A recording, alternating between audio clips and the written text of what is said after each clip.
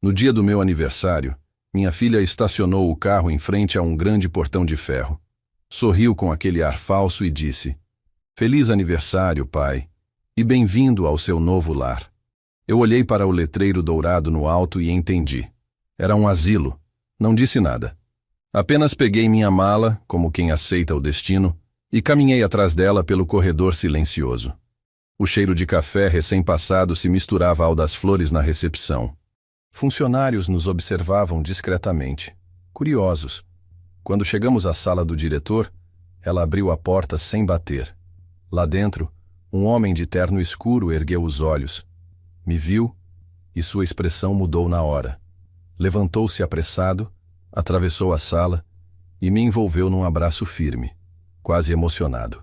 "Chefe, quanto tempo não te vejo. Que surpresa maravilhosa."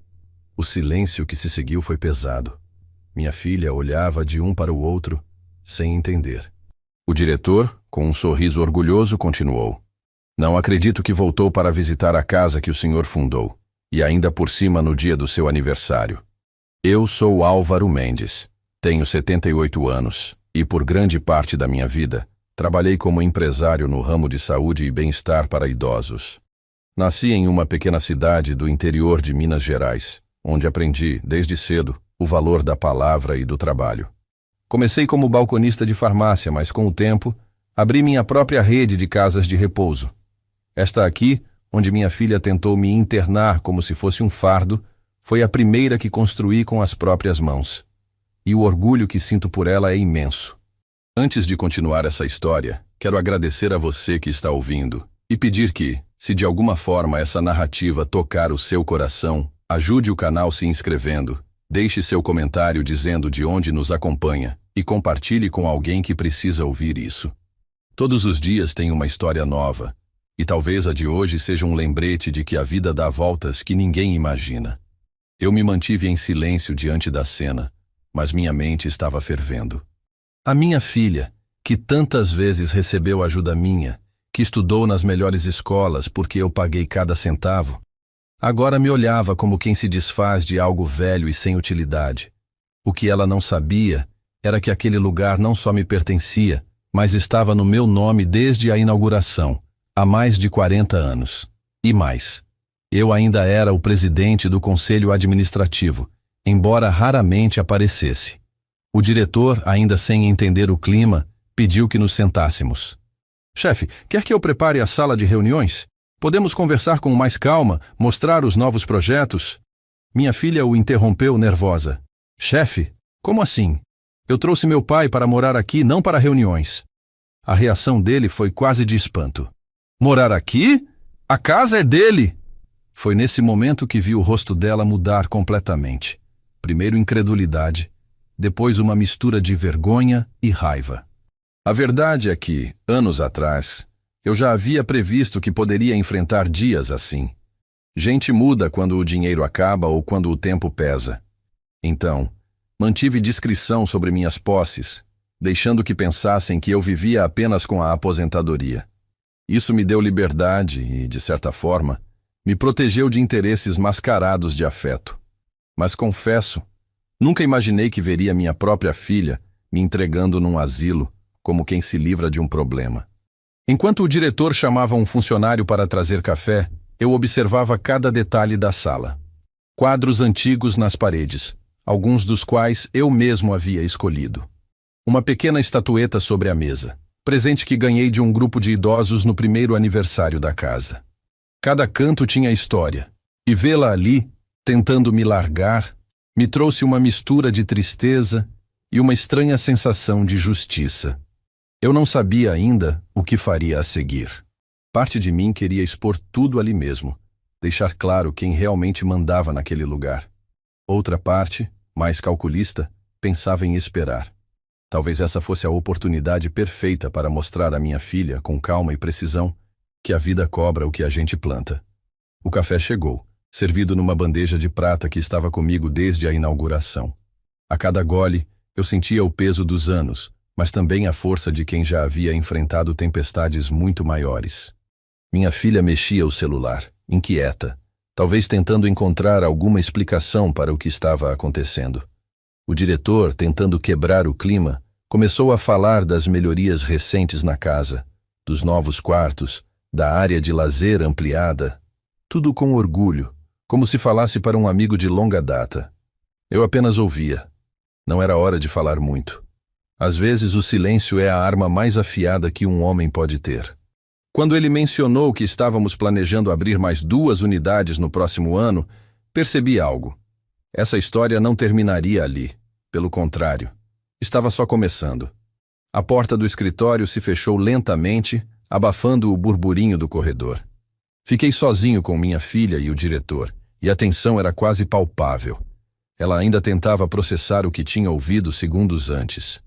Eu via seus olhos inquietos, correndo de um lado para o outro, como se buscassem uma saída para aquela armadilha invisível.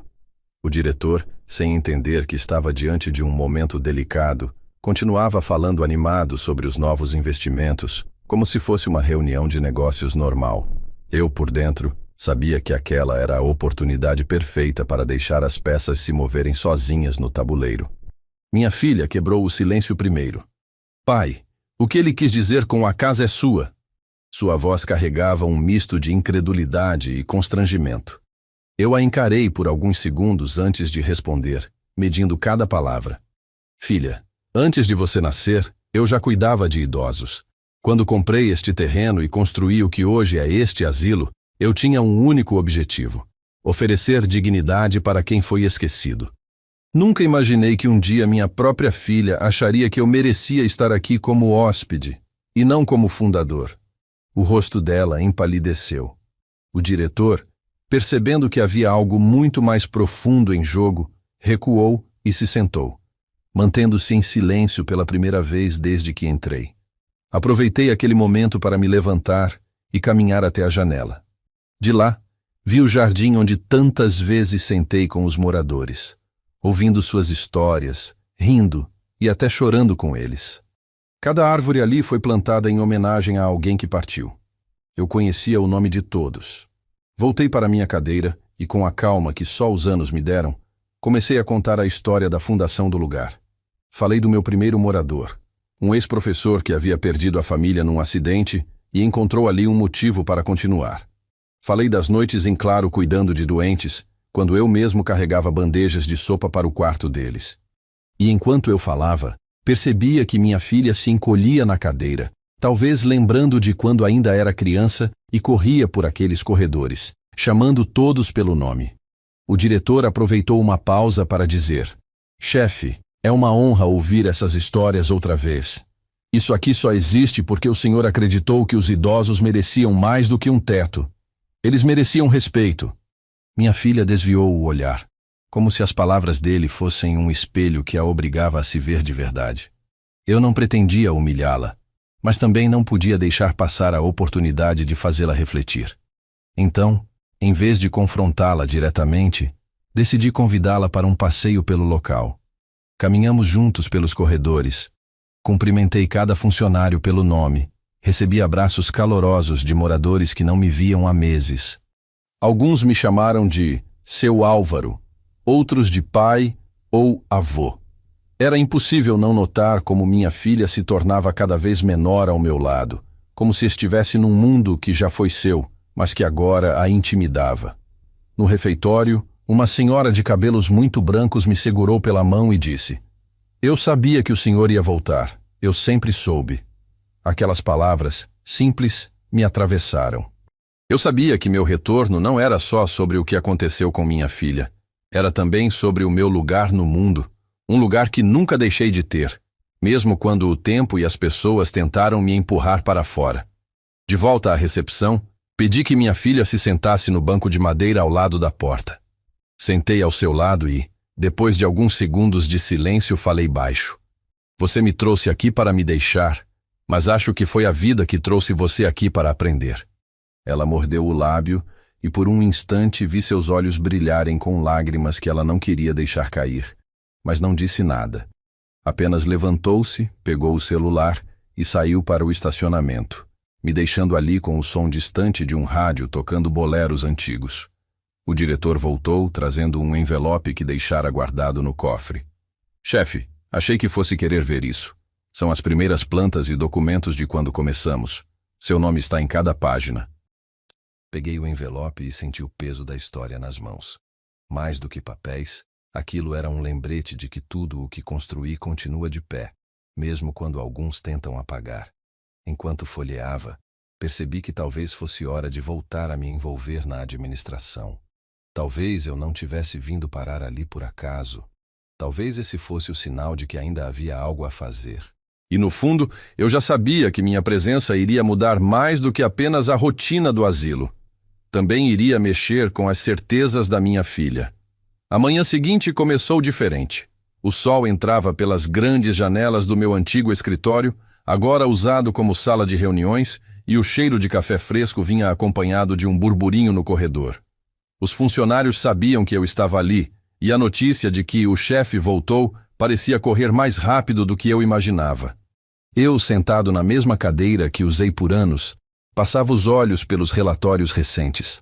Cada página era uma lembrança do tempo em que eu conhecia cada detalhe daquela casa, dos gastos com flores para o jardim até o nome de cada fornecedor de mantimentos. O diretor bateu à porta e entrou com um sorriso. Seu Álvaro, os funcionários estão ansiosos para falar com o senhor. Se tiver tempo, podemos reunir todos no salão principal. Assenti sem pensar muito. Fazia anos que não reunia a equipe. Mas talvez fosse o momento certo de mostrar que eu não estava ali, apenas para passear pela memória. Eu estava de volta para ficar. No salão, uma dúzia de rostos me esperava. Muitos eram novos, mas alguns eram antigos conhecidos, agora com mais rugas e cabelos brancos. Cumprimentei um por um, olhando nos olhos, chamando-os pelo nome quando me lembrava. Vocês sabem que este lugar sempre foi mais do que paredes e camas. É um lar. E eu construí este lar para que cada pessoa que passasse por aqui sentisse respeito, não pena. E é isso que vamos garantir que continue acontecendo. Um murmúrio de aprovação percorreu o grupo. Eu percebia que havia uma mistura de respeito e curiosidade no ar. Respeito pela minha história ali e curiosidade sobre o que minha volta significaria para a rotina deles. Enquanto falava sobre meus planos para melhorar alguns setores e retomar projetos antigos, notei minha filha parada na porta, observando. Ela não disse nada. Apenas cruzou os braços e ficou me olhando. Quando a reunião terminou, ela entrou. Então é isso? Vai se meter de novo na administração? Sua voz carregava ironia, mas também algo que soava como insegurança. Respirei fundo. Filha, eu nunca deixei de me importar com este lugar. Talvez tenha me afastado para te dar espaço, para te deixar viver sua vida sem minha sombra. Mas ontem percebi que talvez eu tenha deixado espaço demais e que algumas pessoas confundiram minha ausência com abandono. Ela desviou o olhar. Não foi isso, murmurou, mas não completou. Eu não pressionei. Sabia que era cedo para esperar arrependimento. Em vez disso, voltei para minha mesa e puxei uma pasta com documentos antigos. Vou revisar as contas, os contratos e ver o que precisa ser ajustado. E vou passar a vir aqui toda semana. Ao longo do dia, caminhei pelos corredores com o diretor, anotando pontos que poderiam ser melhorados. Um corrimão solto, um banco quebrado no jardim, a necessidade de pintar alguns quartos. Tudo parecia pequeno, mas eu sabia que no conjunto faria diferença. E cada ajuste que eu pensava reforçava uma certeza. Minha presença ali não era temporária. No final da tarde, sentei no banco do jardim, o mesmo onde tantas vezes conversei com moradores. Uma senhora se aproximou com passos lentos e se sentou ao meu lado. Soube que a filha do senhor queria deixá-lo aqui, mas acho que foi Deus que trouxe o senhor de volta para cuidar da gente. Essas palavras mexeram comigo mais do que eu esperava. Talvez houvesse mesmo algo maior acontecendo ali. Enquanto o sol se punha atrás dos muros, senti que estava apenas no começo de algo. Não era só sobre reassumir o asilo. Era sobre retomar meu papel na vida de muita gente, inclusive na vida da minha filha, mesmo que ela ainda não percebesse. E no fundo, eu sabia. Minha volta iria mudar muito mais do que a administração daquele lugar. Nos dias que se seguiram àquela primeira reunião no salão, percebi que minha presença incomodava minha filha muito mais do que ela deixava transparecer.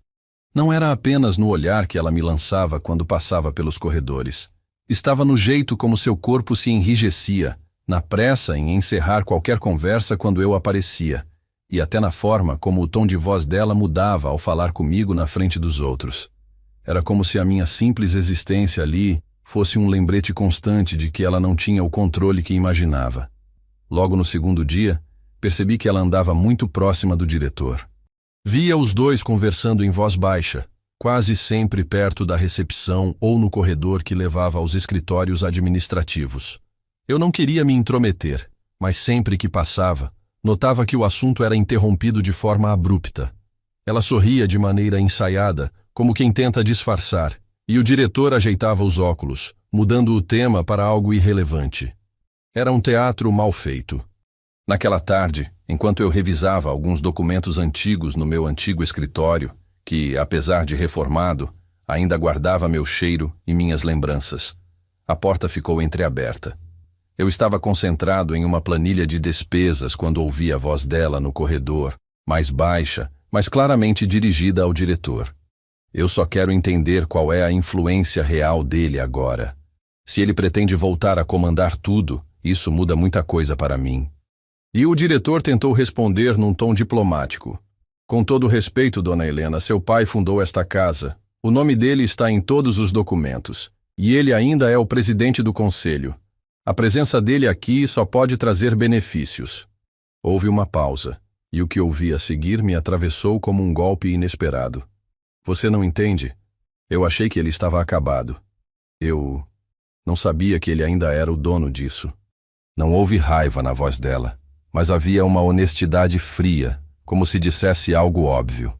Para ela, eu já não passava de um homem sem forças, pronto para ser deixado à margem. Fechei os olhos e permaneci imóvel, deixando que a conversa seguisse. Não queria que soubessem que eu estava ouvindo. Poucos minutos depois, ouvi passos se afastando, primeiro firmes e depois mais leves, até que o silêncio voltou a preencher a sala. No dia seguinte, percebi que ela havia mudado de estratégia. Não tentou mais confrontar diretamente minha presença na administração. Pelo contrário, começou a se aproximar dos moradores, sentando-se com eles no jardim, trazendo doces e biscoitos, perguntando sobre suas histórias. Via conversando longamente com Dona Mariana, uma das moradoras mais antigas que conhecia cada detalhe da história deste lugar e, sem dúvida, falaria muito sobre mim. Era curioso observar. Havia ali um esforço quase ensaiado, como se ela tentasse criar sua própria base de simpatia. Mas nem todos os momentos foram cordiais. Durante o almoço no refeitório, por exemplo, um dos funcionários veio até mim para falar sobre um problema de abastecimento na cozinha. Enquanto eu escutava, ela, sentada na mesma mesa, sorriu de leve e disse: "Pai, se quiser, posso cuidar disso. Talvez seja a hora de descansar e me deixar ajudar." Havia uma ponta de desafio na frase. Eu a encarei e respondi com voz calma, mas firme: "Descansar não está nos meus planos, filha. E cuidar. Eu sempre cuidei." O silêncio que se seguiu foi pesado, interrompido apenas pelo barulho de talheres. À tarde, o diretor veio ao meu encontro visivelmente desconfortável.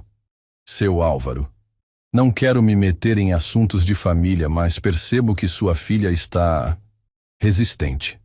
Talvez seja só o impacto da sua volta, mas parece preocupada com o que isso significa." Cruzei as mãos sobre a mesa e respondi: "Não quero afastá-la nem criar uma guerra, mas também não vou me afastar do que é meu. Ela vai precisar entender isso, no tempo dela." Mesmo assim, uma inquietação começou a crescer dentro de mim.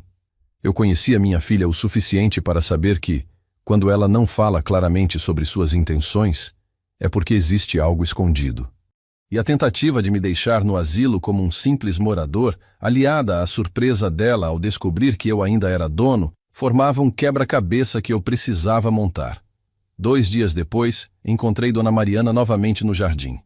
Ela sempre foi perspicaz e tinha uma memória afiada. "Seu Álvaro, achei estranho. Sua filha veio conversar comigo ontem, perguntando quem cuida das finanças da casa. Disse que estava curiosa, que queria entender melhor como tudo funciona." Aquilo acendeu um alerta dentro de mim. Não era apenas curiosidade. Havia um objetivo. E se havia algo que aprendi em todos os anos administrando negócios, era que quando as perguntas começam pela parte financeira, a intenção raramente é inocente. Passei o resto do dia observando. Notei que minha filha passava mais tempo com alguns funcionários-chave. O responsável pelo almoxarifado, a enfermeira-chefe e até o contador. Sempre de forma aparentemente casual, como quem só queria conhecer melhor o funcionamento. Mas eu sabia ler pessoas. Ela não estava apenas socializando, estava mapeando. Naquela noite, enquanto revisava antigos contratos, decidi que precisaria agir com inteligência.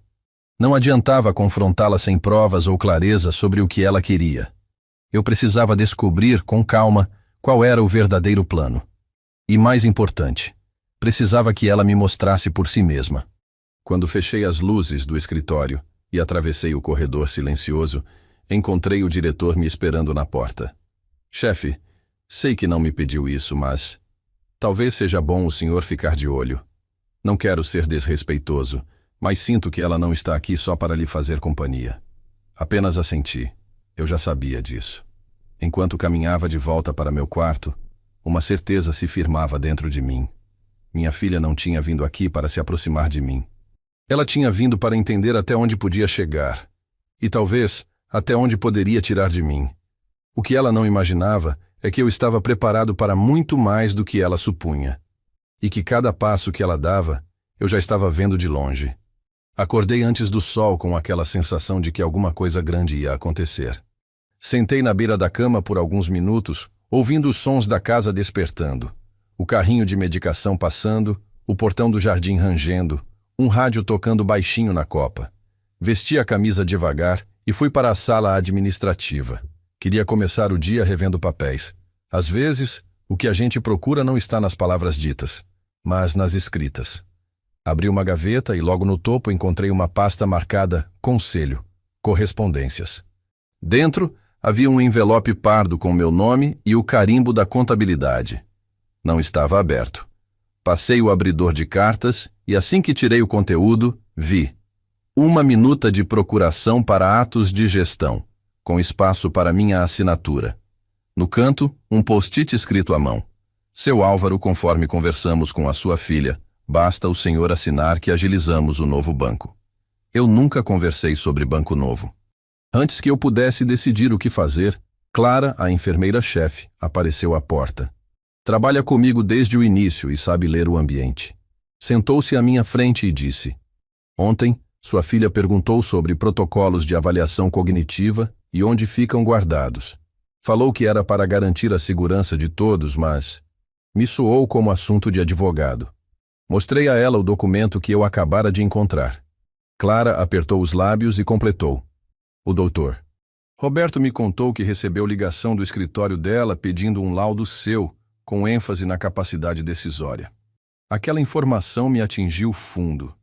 Não me assustava envelhecer, mas me assustava ver minha lucidez ser colocada em dúvida para atender a interesses.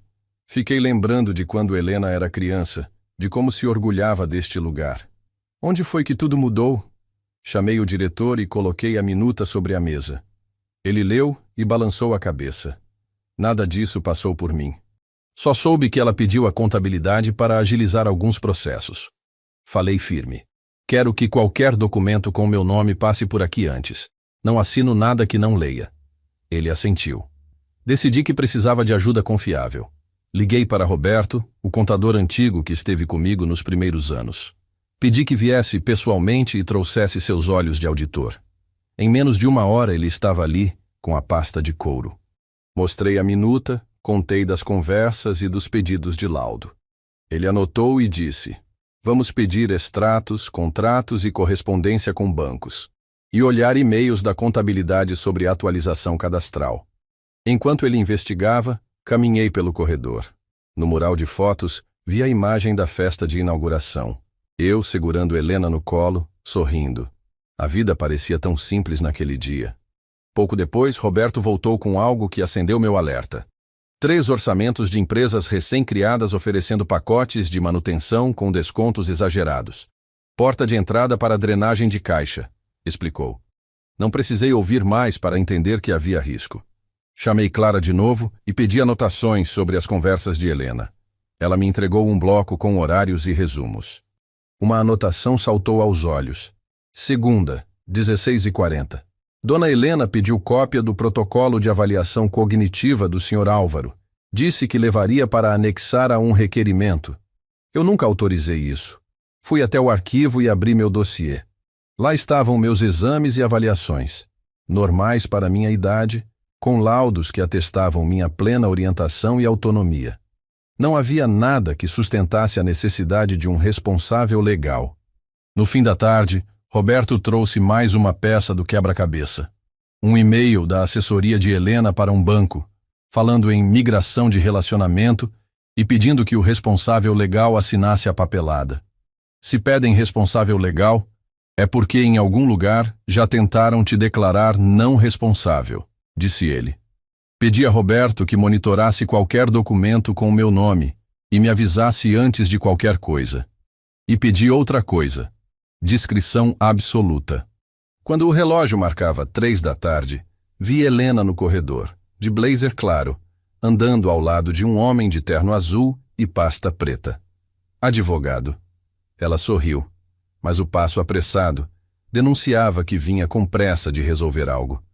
Meu corpo reagiu com um frio na espinha, mas minha mente ficou firme.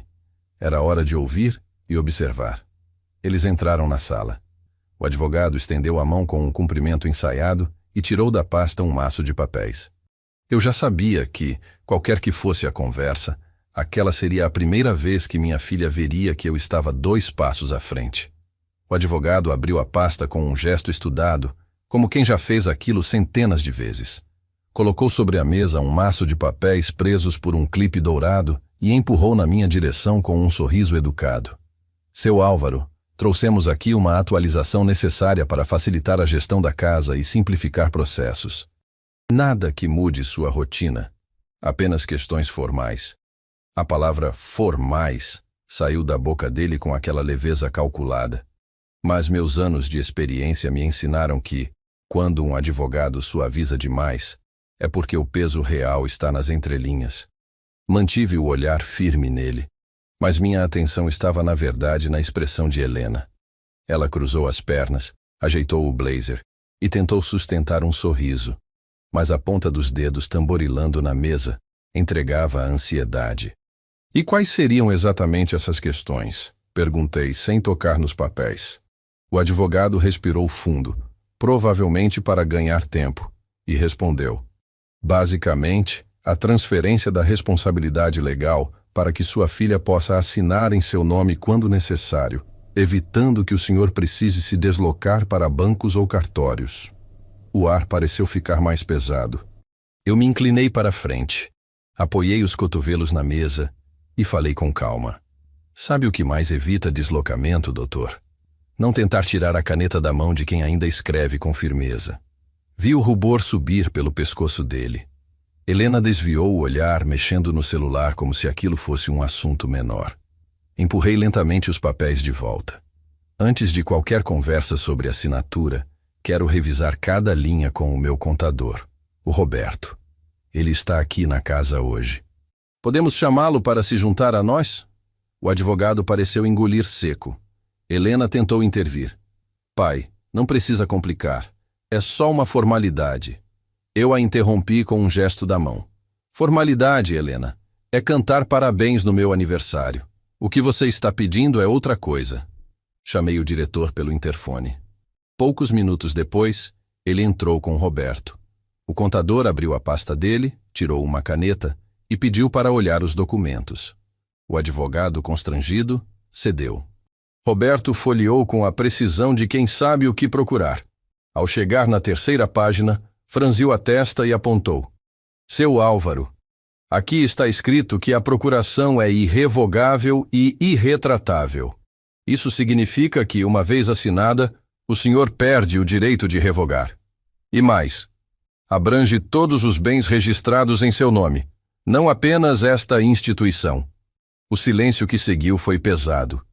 Helena ficou imóvel, com o olhar fixo no canto da sala. O advogado pigarreou, tentando disfarçar. Um modelo padrão podemos ajustar? Roberto não o deixou terminar. Padrão? Esse modelo é usado para transferir poderes amplos e permanentes. Não é uma autorização para pegar correspondência, é para controlar tudo. Respirei fundo, olhei para minha filha e perguntei, sem elevar o tom: é isso que você quer? Me colocar numa cadeira e decidir o que acontece com a minha vida, com o que eu construí? Ela hesitou, mas não respondeu. O silêncio dela foi resposta suficiente. Fechei a pasta, coloquei-a sobre a mesa e disse: Doutor, agradeço sua visita, mas esta conversa está encerrada. Helena, se você ainda quiser conversar comigo como filha, sabe onde me encontrar, mas não volte aqui com um papel para eu assinar sem antes olhar nos meus olhos e dizer a verdade. O advogado recolheu os papéis e os dois saíram. Roberto ficou. Seu Álvaro, isso não acabou. Eles podem tentar por outros caminhos. Assenti. Eu sei. É por isso que a partir de agora cada passo meu será calculado. E quando eu der o próximo, não vai ter volta. Saí do escritório e fui até o jardim. O vento da tarde balançava as flores que plantei anos atrás. Alguns moradores estavam sentados ao sol e, ao me verem, acenaram. Sentei no banco de madeira e fiquei ali, deixando o barulho leve das conversas preencher o silêncio que Helena deixou para trás. Eu sabia que aquela tentativa frustrada não seria a última. Mas agora, pelo menos, eu estava preparado. E, no fundo, a certeza que crescia em mim era simples. Se ela queria guerra silenciosa, ia descobrir que eu sempre fui bom em vencer, sem precisar levantar a voz. Depois daquela reunião com o advogado, percebi que Helena mudou de tática. Não havia mais papéis para assinar, nem conversas diretas sobre facilitar a gestão. Pelo contrário, ela começou a aparecer sorridente, trazendo bolo para o café da tarde, ajudando os moradores a montar quebra-cabeças no jardim, sentando ao meu lado para ouvir histórias. Para quem olhasse de fora, era a imagem perfeita de uma filha dedicada. Mas eu sabia que aquilo não era arrependimento. Era cálculo. No terceiro dia, ela se aproximou durante o café. A bandeja tinha pão de queijo, fatias de bolo e um bule de café fumegante. Sentou-se na minha frente, olhou-me com um sorriso quase infantil e disse: Pai, estive pensando, talvez eu tenha sido dura demais com você. Eu só queria ajudar, sabe? Eu vi que o senhor estava sozinho e... Fiz questão de manter a expressão calma. Ajudar é bom, filha, mas só funciona se a pessoa quer ser ajudada. E às vezes, quem está sozinho não está perdido. Ela riu, mudou de assunto e começou a perguntar sobre alguns moradores, querendo saber detalhes de suas histórias. Eu respondi, mas sem me esquecer de que cada gesto dela estava sendo calculado. No dia seguinte, Clara me chamou discretamente para a sala de enfermagem. Fechou a porta, olhou para os lados e me entregou um papel dobrado. Chegou pela contabilidade. Achei que o senhor devia ver antes de mais ninguém. Era um bilhete simples, escrito à mão. Dona Helena pediu acesso às contas conjuntas do asilo e pessoais. Disse que tinha sua autorização verbal. Senti o corpo aquecer. Agora estava claro. Ela estava tentando chegar ao dinheiro pelo caminho mais silencioso possível, sem documentos, mas com autorizações, que depois poderiam ser distorcidas. Agradeci a Clara e guardei o bilhete no bolso interno da camisa. Ali, decidi que não esperaria o próximo passo. Era hora de agir, mas agir com inteligência. Liguei para Armando, um velho amigo advogado, que sempre cuidou dos meus assuntos mais delicados. Expliquei a situação e pedi que viesse ao asilo pessoalmente, trazendo toda a documentação necessária para blindar meu patrimônio e os bens da instituição. Ele entendeu o tom e disse apenas: "Estou aí amanhã cedo." Enquanto isso, continuei interpretando meu papel. Aceitei os convites de Helena para almoçar, caminhei com ela pelo jardim, até elogiei suas ideias para pequenas melhorias na casa. Ela começou a falar sobre levar alguns moradores para passeios, implementar atividades novas, coisas que até então nunca haviam despertado seu interesse. Eu ouvia e concordava, mas sabia que tudo fazia parte de um cenário cuidadosamente montado. Armando chegou logo cedo, 2 dias depois. Trouxe uma pasta pesada, cheia de escrituras, contratos e documentos antigos. Nos trancamos no meu antigo escritório e passamos horas revisando cada linha. A primeira coisa, disse ele, é garantir que nada possa ser transferido ou vendido sem a sua assinatura. E vamos incluir mais 2 assinaturas obrigatórias, a minha e a do diretor do asilo. Isso fecha a porta para qualquer manobra sorrateira. Concordei na hora. Ele também sugeriu transferir parte dos bens para um fundo restrito, intocável sem autorização judicial, com cláusulas que preservavam meu controle vitalício. Isso aqui é a sua rede de segurança, disse, colocando o documento diante de mim. Assinei com a firmeza de quem sabe exatamente o que está fazendo. Ao final, tudo estava protocolado e registrado. O jogo, naquele momento, havia virado a meu favor. À tarde, Helena apareceu à porta do meu quarto. Vestia um vestido leve, cabelos soltos, e o tom de voz era quase o de uma menina pedindo desculpas. Pai, estou feliz que a gente esteja mais próximo. Eu estava com saudade de passar tempo com você. Fiquei olhando para ela por alguns segundos antes de responder. A vida sempre dá chance para a gente se aproximar, filha. A questão é como a gente usa essa chance. Ela sorriu, talvez sem entender o peso das minhas palavras, e me deu um beijo no rosto antes de sair. Quando ela se afastou pelo corredor, percebi que minha respiração estava mais leve. Não porque acreditava na mudança dela, mas porque sabia que, a partir daquele dia, não havia mais caminho para me surpreenderem com uma armadilha. Ela ainda poderia tentar, e eu sabia que tentaria. Mas agora eu tinha as chaves de todas as portas e os olhos em todas as fechaduras. Enquanto a via desaparecer na curva do corredor, senti que minha posição havia mudado. Eu não era mais apenas o alvo de um plano. Eu era quem, silenciosamente, passaria a mover as peças. Helena descobriu a mudança no momento em que achava que tinha tudo sob controle. Foi logo cedo, quando entrou na sala da contabilidade com um sorriso ensaiado, carregando uma pasta preta e o tom doce que aprendeu a usar para disfarçar a pressa. Bom dia, Sérgio. Vim adiantar alguns pagamentos do asilo para agilizar a vida de vocês. É só autorizar essa transferência e pronto. O funcionário olhou o documento, abriu o sistema e com a maior naturalidade respondeu. Claro, dona Helena. Só preciso que o seu pai e mais 2 responsáveis assinem junto. O sorriso dela vacilou. Como assim mais 2 responsáveis? Isso nunca foi assim. Sérgio girou a tela para ela, mostrando a nova norma. Mudança recente, orientação direta do Conselho e do Departamento Jurídico. Procedimento padrão de segurança. Agora, qualquer movimentação precisa da assinatura conjunta do seu Álvaro, do senhor Armando e do diretor. Ela tentou manter o tom leve. Entendo. Bom, não sabia dessa atualização. Recolheu os papéis e saiu. Mas quem a conhece sabe que, quando ela aperta o passo e olha fixo para frente, não é pressa, é frustração. Fiquei sabendo do episódio pouco antes do almoço, quando o diretor apareceu no meu escritório com a voz quase divertida. Seu Álvaro, parece que a dona Helena recebeu uma novidade hoje cedo na contabilidade. Olhei para ele e perguntei apenas, e como ela reagiu? Ele riu de leve. Vamos dizer que não estava esperando. Eu apenas assenti. Não era hora de comentar, apenas de observar. O resto do dia revelou o impacto. Helena, que nos últimos tempos passava sorridente pelos corredores, agora evitava cruzar meu olhar. Quando falávamos, o tom dela era seco, quase burocrático. No jantar, sentou-se do outro lado do refeitório, mexendo no celular e falando baixo com alguém. Clara percebeu e, no fim da noite, me chamou na enfermaria. Seu Álvaro, acho que sua filha entendeu que as portas se fecharam. Mas cuidado! Quando alguém quer algo e não consegue, costuma procurar outro jeito.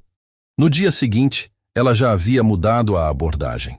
Começou a questionar pequenas decisões da administração, o cardápio do almoço, a compra de material de limpeza, o horário das visitas. Não seria melhor cortar gastos nessa área? Vocês não acham que esse fornecedor é caro demais? Por que não fazemos uma licitação para o café? Eram perguntas aparentemente inocentes, mas eu sabia que ela estava procurando brechas. Respondi a todas com calma, sem dar espaço para abrir discussões mais profundas. Ela queria me testar, medir até onde eu estava atento.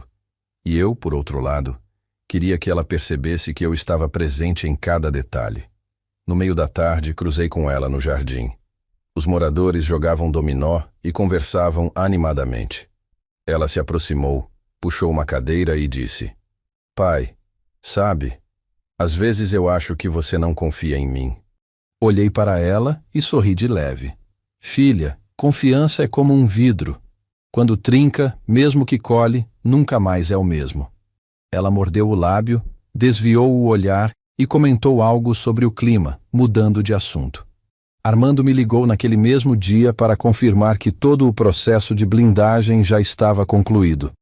"Álvaro, agora você está protegido por dentro e por fora. Qualquer tentativa de movimentar patrimônio ou contas sem sua assinatura será bloqueada na hora." Agradeci, mas não senti alívio total. Conhecia minha filha o suficiente para saber que ela não desistiria tão fácil. Quando alguém perde o acesso ao que quer, é aí que mostra do que é capaz. No jantar, notei que ela estava mais agitada. Mexia o garfo no prato sem comer e olhava o relógio com frequência. Ao me ver, tentou um sorriso protocolar, mas não sustentou. Clara, que passava recolhendo as bandejas, sussurrou: "Ela está tramando alguma coisa, seu Álvaro." Vi ela fazendo 2 ligações longas no corredor hoje. Naquela noite, enquanto eu fechava a janela do quarto, pensei em tudo o que tinha acontecido desde o dia em que ela tentou me internar aqui. O que mais me doía não era a tentativa de controlar meu patrimônio, mas a frieza com que ela estava disposta a fazer isso. Ainda assim, havia uma parte de mim que queria entender o porquê. Não justificaria, mas talvez explicasse. Decidi esperar. Às vezes, a melhor maneira de fazer alguém se revelar é deixar que pense que ainda tem o controle da situação. Eu tinha minhas cartas, mas queria ver as dela. E algo me dizia que não demoraria muito para que ela colocasse todas sobre a mesa. Naquela manhã, percebi que algo estava prestes a acontecer. O ar no asilo parecia mais pesado, como se todos soubessem de alguma coisa que ainda não havia chegado aos meus ouvidos. Clara andava com passos contidos. O diretor evitava me encarar por mais de alguns segundos, e Sérgio, da contabilidade, carregava uma pasta contra o peito como quem guarda um segredo.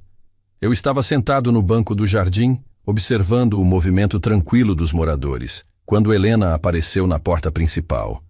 Vestia roupas neutras, óculos escuros e trazia o celular na mão. Não havia sorriso, nem tentativa de disfarçar o incômodo. Veio até mim e disse direto: "Precisamos conversar. Agora."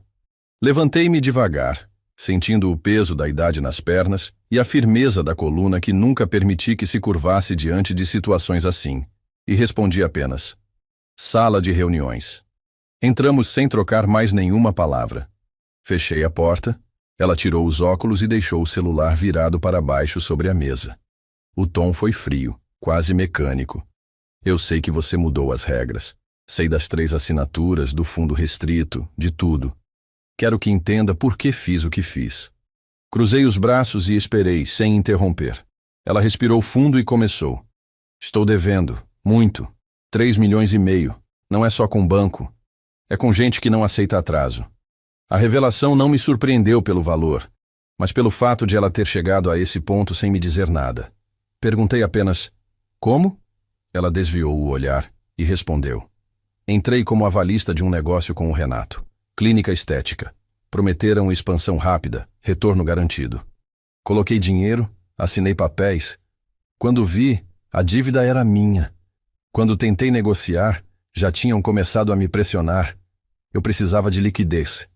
E o caminho mais rápido era você." Ela falou sem emoção, como quem admite um erro técnico. Mas eu ouvi o que estava por trás: desespero e cálculo. "Liquidez, Helena. Engraçado como palavras bonitas tentam esconder escolhas feias", comentei sem levantar a voz. Ela mordeu o lábio, como se quisesse se defender, e disse: "Eu não queria te machucar, pai. Eu só queria resolver." Resolvi cortar a delicadeza das palavras. Resolver ou se livrar do problema rápido, mesmo que fosse às minhas custas. Ela se encolheu levemente na cadeira. Eu achei que seria melhor se você estivesse aqui, assistido, seguro, e que eu cuidaria do resto. Respirei fundo antes de responder. Assistido é quem precisa de cuidados que não pode dar a si mesmo. Eu fundei este lugar para dar dignidade a quem foi esquecido, não para me transformar em depósito de gente. Ela baixou os olhos e, por alguns segundos, vi a menina que me acompanhava de mãos dadas quando atravessávamos a rua. Eu estava desesperada, repetiu, como se isso fosse suficiente para explicar tudo. Aproximei-me um pouco, apoiando os cotovelos na mesa. Desespero não justifica trair a confiança. Se você tivesse entrado aqui e me dito a verdade, eu teria ouvido. Mas você trouxe um advogado e uma procuração irrevogável. Ela tentou se defender. Foi ideia dele, balancei a cabeça. Ideias não fazem nada sozinhas, Helena. Alguém assina, e você assinou. O silêncio se instalou. Ela respirou fundo e disse, eu ia te contar, só que quando vi as assinaturas novas, percebi que você não confia em mim. Respondi com calma. Não é falta de confiança, é proteção. Quando a confiança trinca, é preciso construir uma ponte. E eu construí uma com 3 assinaturas. Se você quiser atravessar, vai ter que andar. Ela pegou o celular e virou a tela para mim. Vi mensagens de cobrança, notificações bancárias e até fotos de bilhetes deixados na porta do apartamento dela com ameaças veladas. Reconheci o tipo de recado e o tipo de gente que o envia. Você está com medo, afirmei. Ela assentiu e disse, estou. E sim, pensei no seu patrimônio porque sabia que era a saída mais rápida. Esperei 2 minutos em silêncio antes de falar. Eu vou te ajudar, mas não do seu jeito. Ela ergueu o rosto rapidamente. Como então? Olhei firme. Do meu, transparente, assinado, documentado e com condições. Ela respirou fundo. Quais? Primeira, você vai me dizer o nome de cada credor, os valores, os prazos e os contratos. Eu e Armando vamos negociar um por um, de forma limpa, e vamos tirar você da mira de quem ameaça. Segunda, você vai trabalhar aqui. Vai acordar cedo, ajudar a servir café, ouvir histórias, cuidar de quem não escolheu envelhecer. E só depois de entender o valor deste lugar, vamos falar sobre confiança. Ela pareceu hesitar, mas depois perguntou, e o dinheiro? Respondi sem piscar. Não vou tocar no patrimônio do asilo. Vou usar recursos pessoais e um empréstimo com garantia externa. Não vou te dar dinheiro na mão. Vou pagar diretamente o que for legítimo e negociar o que for abuso. E você vai me assinar um termo de reconhecimento de dívida moral comigo, sem valor definido. Apenas uma cláusula. Me respeitar. Ela esboçou um sorriso triste, com os olhos marejados, e disse, você ainda acha que dá para consertar? Consertar não, mas dá para cuidar. Coisas quebradas às vezes viram outra coisa. Melhor ou pior depende do cuidado. Ficamos em silêncio por alguns instantes, até que ela disse, eu topo. Mas logo completou. Só que tem uma coisa. Eu não fui a única a assinar. O Renato colocou o nome do Lucas como garantia solidária. O nome do meu neto caiu sobre a mesa como um peso de pedra. Como assim, o Lucas? Ela explicou. No contrato da clínica. Eu não vi, pai. Mas agora, se eu não resolver, eles disseram que vão atrás dele quando fizer 18 anos. Nesse momento, entendi que o problema já não era só dela. E que a minha resposta teria que ser muito maior do que um simples plano de pagamento. Quando ouvi o nome do Lucas envolvido naquela história, algo dentro de mim mudou. Até então, tudo era sobre proteger o que eu construí e evitar que minha filha me tirasse do controle da própria vida. Mas agora, meu neto estava no meio. E isso transformava a questão em algo muito mais sério. Eu não ia permitir que um menino de 17 anos, que ainda estava descobrindo o mundo, fosse arrastado para dentro de dívidas e ameaças que não eram dele. Passei o resto do dia com Armando, meu advogado, e Roberto, o contador, revisando cada detalhe do contrato da clínica. Descobrimos que a assinatura do Lucas havia sido incluída num aditivo sem qualquer consentimento dele, aproveitando-se do fato de ser menor de idade. Isso é ilegal e anulável, Álvaro, disse Armando. Mas precisamos agir rápido para impedir qualquer tentativa de execução. A decisão foi tomada ali mesmo. Moveríamos uma ação para retirar o nome do Lucas e, ao mesmo tempo, negociaríamos diretamente com os credores para encerrar aquela dívida de uma vez. Na manhã seguinte, pedi que Helena me encontrasse no meu escritório. Ela entrou com um olhar apreensivo, talvez esperando um sermão, mas encontrou algo pior para ela. Meu silêncio calculado. Coloquei sobre a mesa uma pasta com 2 folhas. Primeiro documento, Helena. Petição inicial para retirar o nome do Lucas da dívida. Já está pronta. Vamos entrar hoje mesmo na justiça. Segundo documento. Um plano de pagamento e acordo com os credores, que eu já comecei a negociar. Você vai assinar, mas também vai cumprir a parte que combinamos. Ela folheou, leu por alto e depois levantou os olhos. Então, você vai pagar? Respondi firme.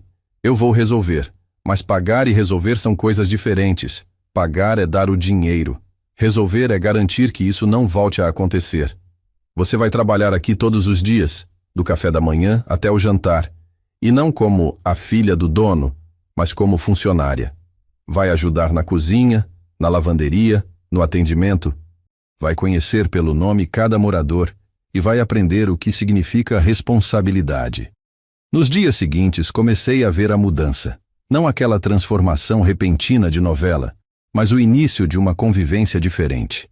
Vi Helena carregando bandejas, ajudando Dona Mariana a pentear o cabelo, ouvindo as histórias repetidas do Senhor Augusto sem demonstrar impaciência. Ainda havia orgulho no jeito dela, mas também havia cansaço, o tipo de cansaço que ensina. As negociações com os credores não foram fáceis. Tive de usar todo o peso do meu nome, meu histórico e até parte das minhas reservas pessoais para fechar acordos justos. Não dei um centavo em mãos para Helena. Cada pagamento foi feito diretamente, com recibo, e cada cláusula do acordo foi assinada por ela, reconhecendo que aquilo era uma dívida moral comigo e que a confiança seria reconstruída aos poucos, se fosse. 2 meses depois recebi a confirmação oficial. O nome do Lucas estava fora de qualquer obrigação. Chamei meu neto para conversar, expliquei a situação com a delicadeza que a idade dele permitia e pedi que aprendesse algo com aquilo. Nunca assine nada sem entender. E, principalmente, nunca coloque sua liberdade nas mãos de quem não respeita a própria. Ele me abraçou sem dizer nada, e esse abraço valeu mais que qualquer vitória judicial. Quanto a Helena, ela continuou no asilo. Não porque fosse obrigada, mas porque, acredito, começou a ver que ali havia algo que ela nunca encontrou em contratos ou promessas de lucro: dignidade. A relação entre nós não voltou a ser como antes, mas ficou mais honesta. Ela sabia que eu não permitiria outro deslize. E eu sabia que, apesar dos erros, ainda havia um pedaço dela disposto a aprender. Hoje, quando caminho pelos corredores e vejo minha filha ajudando a servir o almoço ou rindo com os moradores, sinto que, de algum modo, consegui proteger não só o que construí, mas também quem faz parte da minha história. E, acima de tudo, garanti que meu neto não herdasse uma dívida que não era dele, nem financeira, nem moral. A vida me ensinou que justiça nem sempre é punir. Às vezes, é proteger. E proteger, muitas vezes, exige firmeza, frieza e amor na mesma medida. Comenta aí se essa história tocou seu coração. Porque, no fundo, acredito que todo mundo tem um pedaço de família que já precisou de firmeza e amor ao mesmo tempo. E talvez alguém que você conheça precise ouvir isso hoje. No Dia dos Pais, meu filho deu um Rolex de 55 mil reais para o sogro. E para mim, uma caneca simples com alguns bombons baratos dentro, ainda com a etiqueta de 25 colada no fundo. Chegou todo empolgado, com a caixa do relógio na mão, abriu o portão da casa e anunciou: "Olha aí, sogrão! Feliz Dia dos Pais!" A família aplaudiu, tiraram fotos, o sogro girou o pulso exibindo o presente, riram alto, comentaram sobre o valor e a marca. E eu? Ganhei um embrulhinho improvisado, papel amassado e fita torta. Ele me entregou sorrindo e ainda completou: "Toma aí, pai, para você tomar seu café da manhã." Fiquei sentado com aquela caneca no colo e o cheiro enjoativo dos bombons subindo. Por fora, forcei um sorriso. Por dentro, o vazio e a certeza de que não era a primeira vez. Fazia tempo que eu percebia meu nome sendo deixado de lado. Mas naquele dia, o desprezo deixou de ser sussurrado. Virou espetáculo, com plateia e risadas como se eu fosse figurante na festa dos outros. Meu nome é Álvaro, tenho 73 anos, nascido em São José do Rio Preto, criado na roça até os 16. Fui caminhoneiro por mais de 40 anos, carregando carga e responsabilidade pelo Brasil inteiro. Foi na boleia do caminhão, vivendo na estrada, que juntei cada centavo para dar estudo e casa para o meu único filho. A mãe dele partiu cedo, e eu virei pai e mãe na marra. Nunca pedi nada em troca, mas também nunca aceitei ser tratado como estorvo. Antes de continuar essa história, quero agradecer a você que está me ouvindo agora. Se em algum momento ela tocar o seu coração, peço que se inscreva no canal, deixe nos comentários a cidade de onde está ouvindo e compartilhe com alguém que você acha que precisa escutar. Todos os dias, histórias como a minha chegam até aqui e cada uma carrega uma lição. Fiquei calado porque humilhação desse tipo não se responde com palavra, se responde com atitude, mas não na frente de plateia. Inventei que não estava me sentindo bem. E era verdade. Não existe dor física que se compare à sensação de ser esquecido. Estando presente, levantei devagar, como quem não quer atrapalhar a alegria dos outros, e fui embora antes do bolo ser cortado. A rua parecia mais silenciosa que o normal, ou talvez fosse eu que não conseguisse ouvir nada além dos meus próprios pensamentos. Segurava aquela sacolinha leve como se pesasse uma tonelada. Era incrível como algo tão simples podia carregar tanto significado. Cheguei em casa, larguei o embrulho no canto do sofá e me sentei. A televisão estava ligada, mas eu não via nada. Olhava para o nada, com a cabeça cheia e o peito vazio. Não chorei naquele dia, nem nos seguintes. Eu nunca fui de choro fácil. Sempre engoli o que doía. Passei as horas como se tudo estivesse igual. Caminhava de manhã, ia à padaria, cumprimentava vizinhos. Mas por dentro, não estava. A frase dele não saía da minha cabeça. Esse aqui é pro sogro que eu considero como um pai. Não era força de expressão. Era recado, rebaixamento público. O pior é que não foi sobre o presente. Foi sobre o valor, sobre a comparação, sobre o lugar que ele decidiu me colocar. E eu sabia que isso não tinha começado ali. Já fazia tempo que ele mudara de bairro, de amigos, de jeito. Quanto mais distante ficou das minhas raízes, mais distante ficou de mim. A voz dele já não tinha a mesma proximidade de antes. Os abraços eram protocolares, como se fossem obrigações sociais e não gestos de afeto. Naquela noite, eu não dormi direito. A cada vez que fechava os olhos, via a cena do relógio sendo colocado no pulso do sogro, as risadas, o orgulho no rosto dele e a minha caneca esquecida sobre a mesa. A madrugada inteira foi um desfile de lembranças e perguntas. Onde foi que eu errei? Será que todo o meu esforço, os anos longe de casa para dar estudo, a cama que eu mesmo montei no quarto dele quando era menino, tudo isso agora não valia nada? Levantei cedo, antes do sol. Fiquei sentado na cozinha, olhando para o café esfriar naquela caneca que ganhei. O silêncio da casa era quase ensurdecedor. E foi nesse silêncio que percebi que havia chegado a hora. Não de explodir, não de gritar, mas de agir. Eu sempre fui um homem paciente, mas paciência não é sinônimo de passividade. Naquele momento, um pensamento começou a se formar, ainda tímido, mas firme. Eu precisava ligar para o advogado. Naquele momento, um pensamento começou a se formar, ainda tímido, mas firme. Eu precisava ligar para o advogado. Não era impulso, muito menos reação de raiva passageira. Era decisão. E decisão, quando amadurece, não pede plateia nem aplausos. Ela apenas nasce, cresce dentro do peito e ocupa cada espaço até se tornar inevitável. Fiquei alguns segundos parado na cozinha, olhando para o café que já começava a esfriar, sentindo que esse seria o primeiro passo de algo que mudaria muita coisa. Não era sobre dinheiro, era sobre respeito. Sobre colocar cada coisa no seu devido lugar. Sobre deixar claro que, por mais que me subestimassem, eu não era um enfeite de canto na vida de ninguém.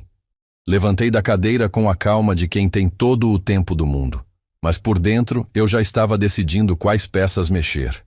Caminhei até o quarto, abri a gaveta do criado mudo e puxei para fora a velha lata de biscoitos que não guarda doces há muitos anos. Ali dentro está guardada a parte mais silenciosa da minha história. Escrituras, carnês de IPTU, contratos de locação, recibos antigos. Cada documento tinha o peso de uma conquista, de uma madrugada na estrada, de um dia inteiro de trabalho longe de casa. E no meio deles estava a escritura que me fez parar por alguns segundos. Prédio comercial na Rua do Comércio, número 142. Um imóvel que comprei à vista, depois de muito planejamento, e que hoje serve de endereço para o negócio do meu próprio filho e da esposa. Um prédio bem localizado, que rende aluguel todos os meses, e que, por ironia, é parte essencial da vida confortável que eles levam. Segurei aquele papel como quem segura um trunfo que ninguém imagina que você tem. Peguei o telefone e disquei o número do Dr. Henrique, meu advogado há mais de 20 anos. Ele atendeu com aquela voz firme, sem rodeios. Álvaro, meu amigo, quanto tempo? Em que posso ajudar? Preciso rever meus bens, atualizar meu testamento e revisar alguns contratos. É importante que a gente faça isso o quanto antes. Quando quer conversar? Perguntou, já imaginando que havia algo por trás da minha ligação. Hoje, 11 horas. Aqui no escritório. Traz tudo o que achar relevante. Estarei aí. Passei o resto da manhã separando os documentos que poderiam ser úteis. Coloquei tudo em ordem.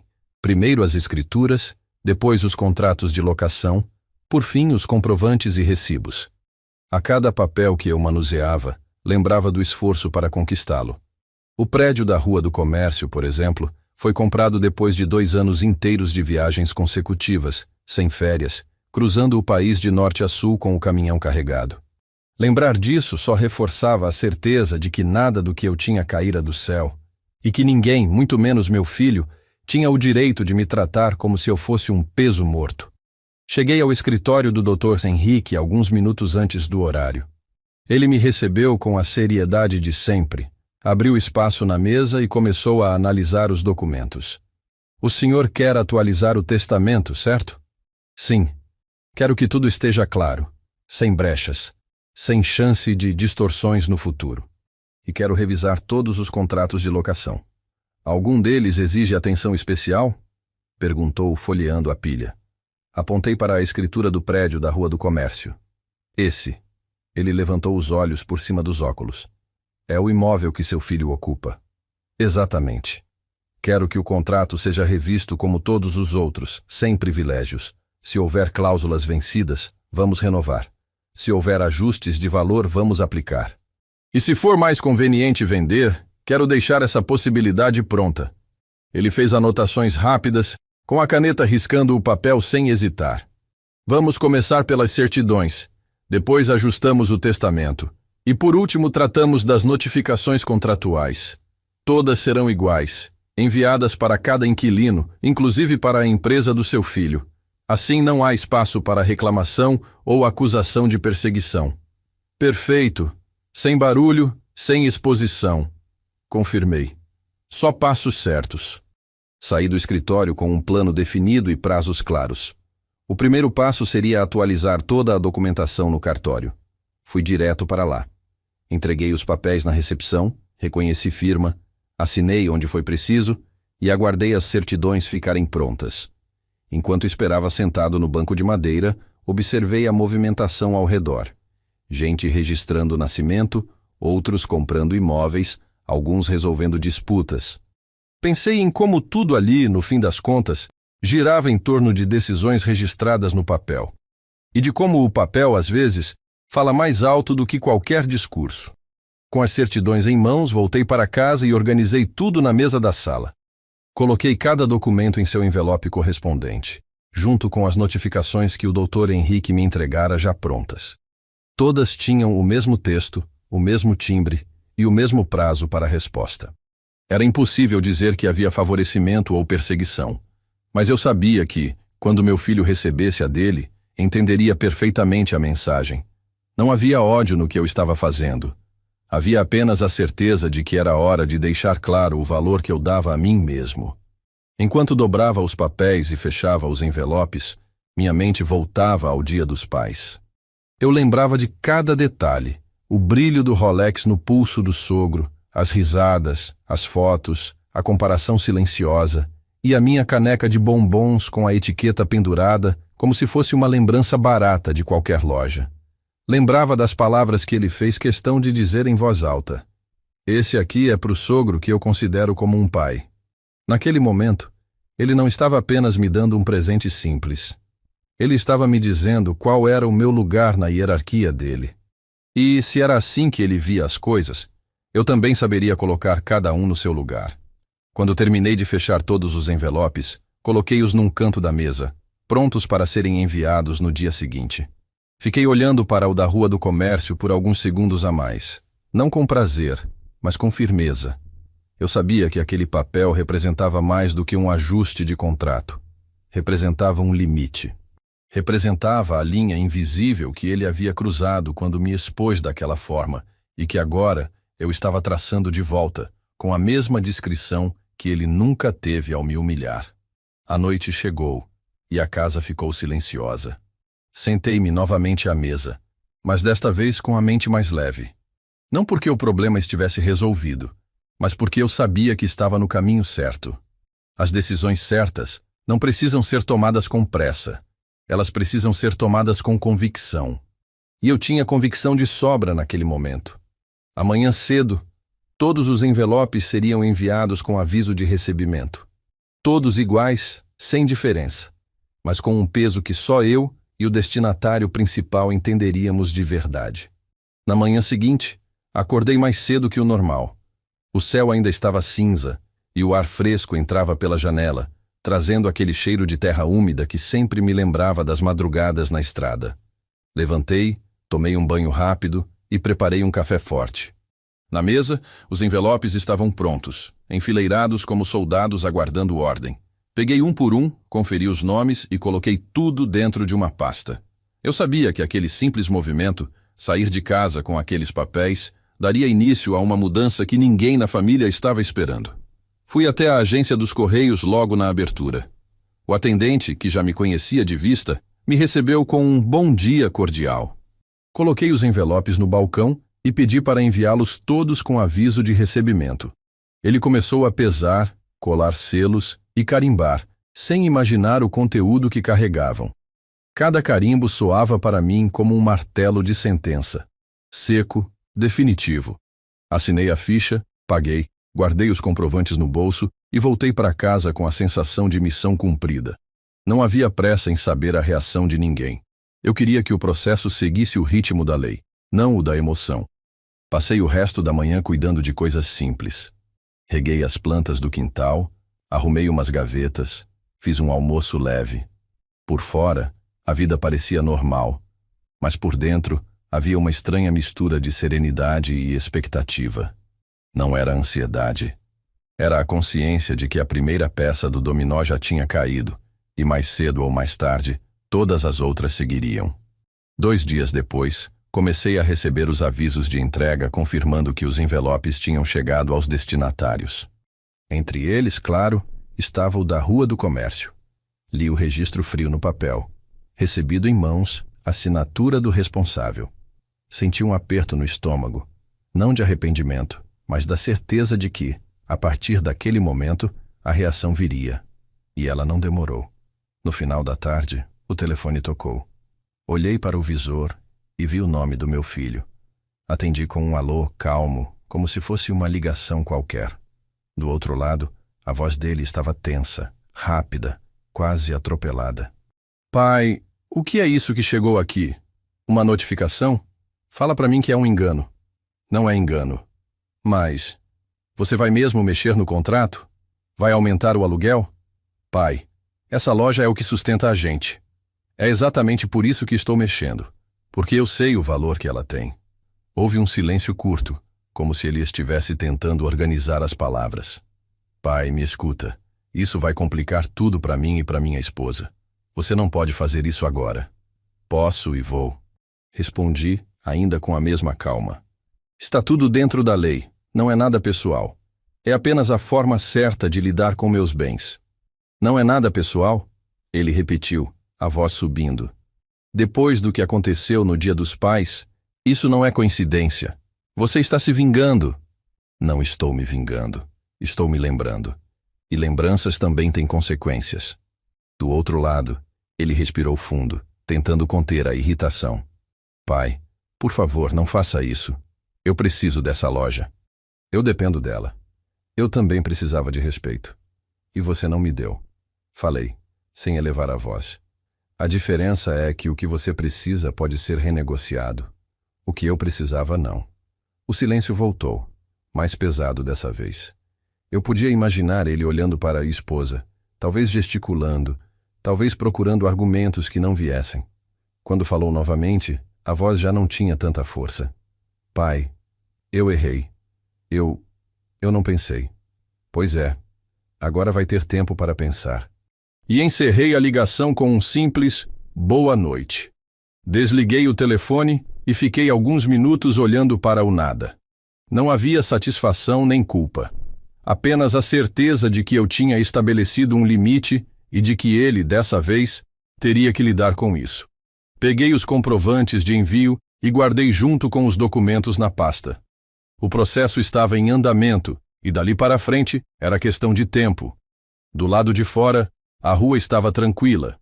As luzes dos postes começavam a acender e o som distante de um rádio tocava uma moda sertaneja antiga. Fechei a janela, fiz um café e me sentei para ler, mas a mente voltava, vez ou outra, para a conversa no telefone. Eu sabia que aquela ligação não seria a última. Outras viriam, talvez mais tensas, talvez mais conciliadoras. Mas no fundo, eu já tinha decidido que dessa vez não haveria recuo. Enquanto tomava o café, lembrei de uma frase que meu pai me dizia quando eu era jovem. Respeito não se exige, se constrói. Mas se alguém tentar derrubar, você reconstrói com tijolos mais firmes. Talvez fosse isso que eu estivesse fazendo agora, reconstruindo, mas de forma mais sólida, para que não houvesse nova queda. Quando fui me deitar, já tarde da noite, ouvi o celular vibrar com novas mensagens. Não abri. Eu sabia que era ele novamente. Virei para o lado, puxei o cobertor e fechei os olhos com a tranquilidade de quem finalmente tinha colocado as cartas na mesa. O que viria depois, eu enfrentaria no meu tempo e não no desespero dos outros. E eu tinha certeza. Aquela ligação, com a voz dele trêmula e suplicante, tinha sido só o primeiro sinal de que as peças realmente começaram a se mover. 2 dias depois da última ligação, recebi uma mensagem curta da esposa do meu filho. Podemos marcar a reunião? Queremos resolver isso de forma pacífica. Respondi que sim, mas com uma condição. A reunião seria no escritório do Dr. Henrique, com tudo registrado e formalizado. Não haveria conversa de corredor nem promessa verbal que depois se perdesse no ar. Ela concordou sem discutir, e marcamos para a quinta-feira à tarde. Cheguei antes do horário combinado. Henrique já tinha preparado todos os documentos necessários. A notificação enviada, o laudo da vistoria, o aditivo contratual e um resumo das condições propostas para cada inquilino, incluindo a loja do meu filho. O tratamento era igual para todos, e essa igualdade era justamente o que tornava impossível alegar perseguição ou favorecimento.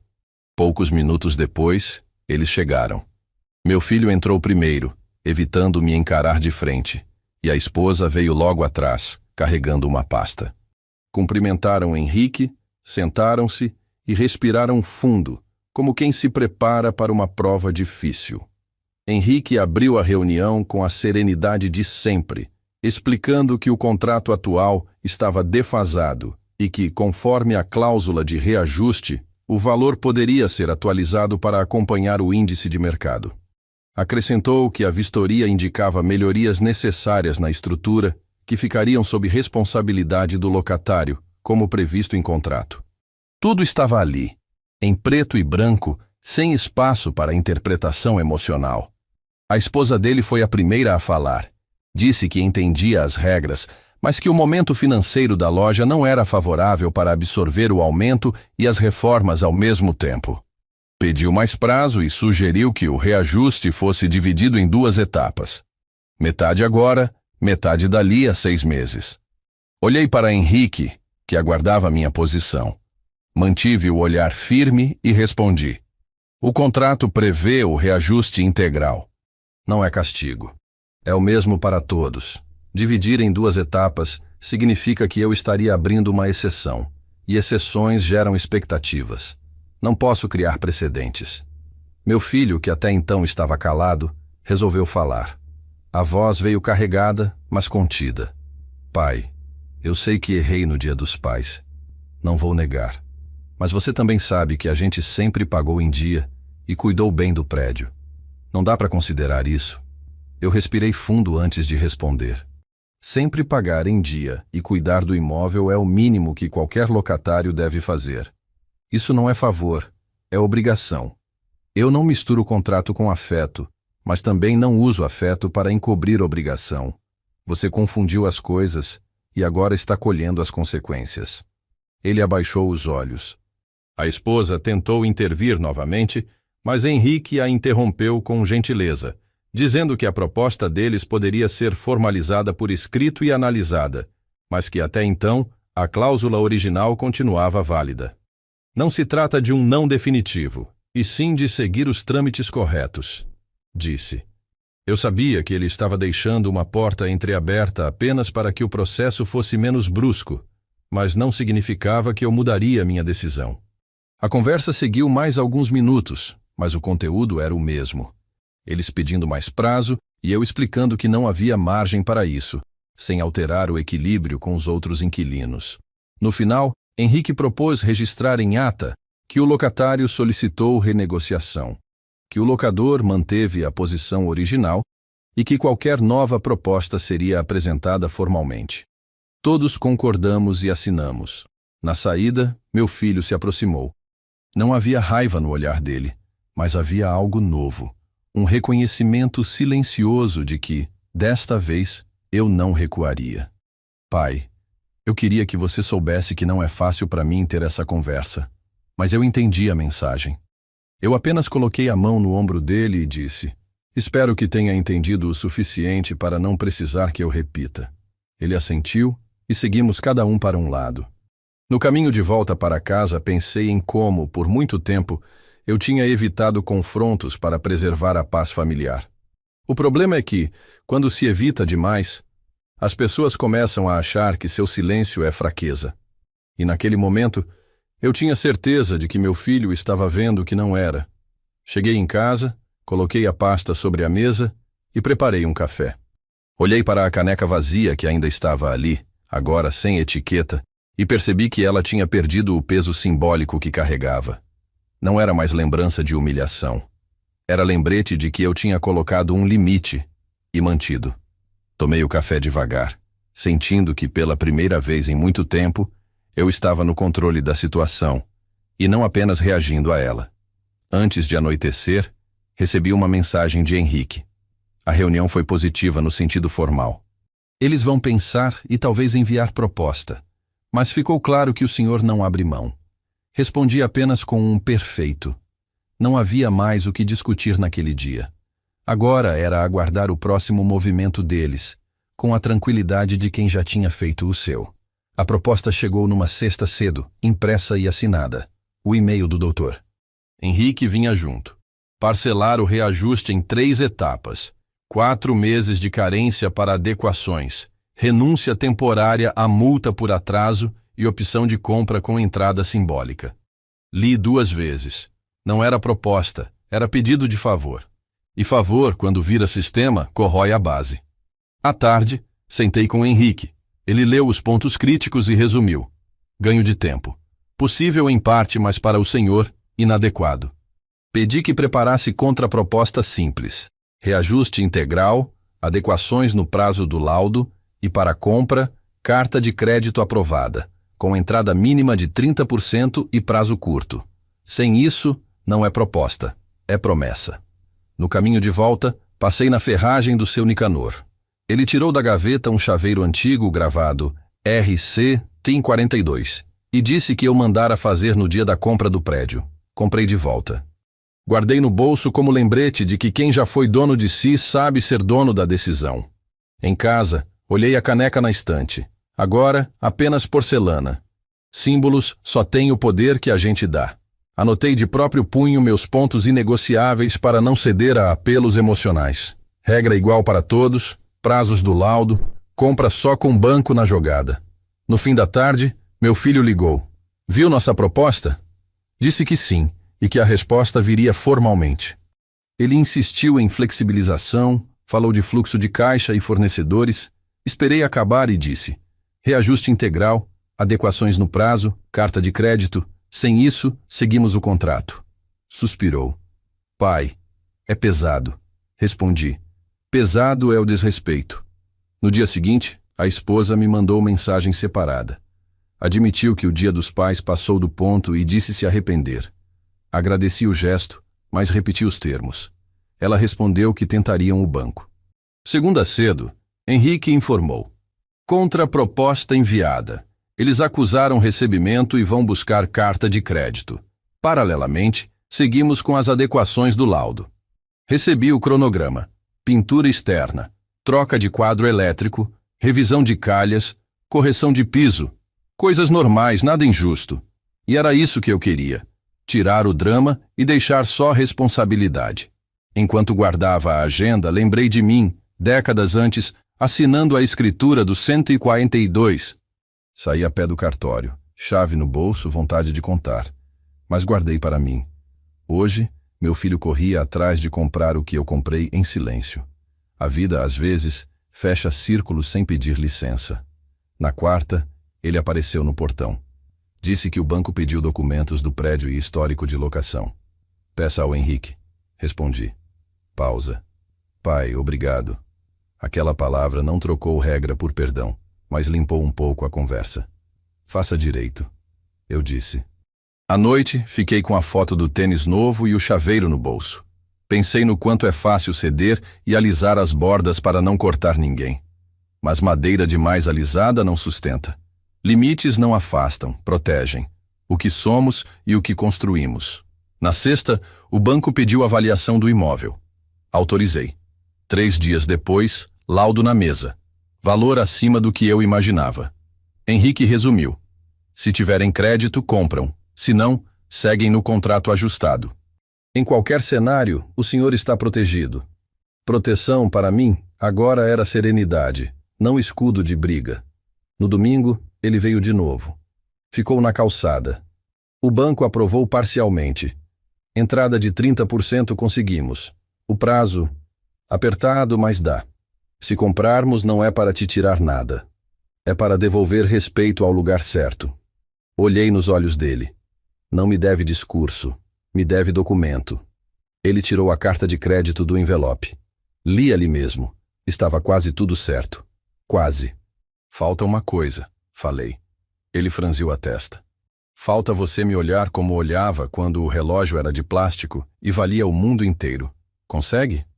Esperei defesa, mas ele disse. Consigo. Pela primeira vez em muito tempo, acreditei. Segunda cedo, Henrique ligou. Proposta formal de compra recebida, carta de crédito anexada.